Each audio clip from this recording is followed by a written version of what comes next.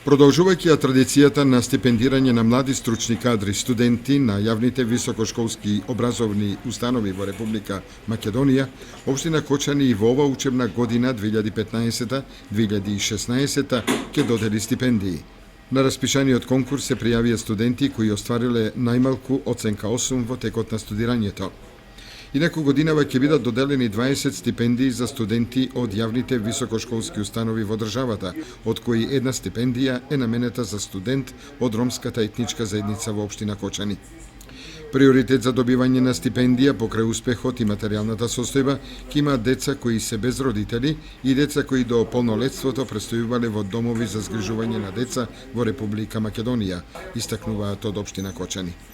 Инаку, ова е 6-та година поред во која општината, на предлог од градоначалникот Радко Димитровски, доделува стипендии на студенти од општината. До сега се доделени 86 стипендии, меѓу кои корисници се и студенти од влашката и ромската етничка националност.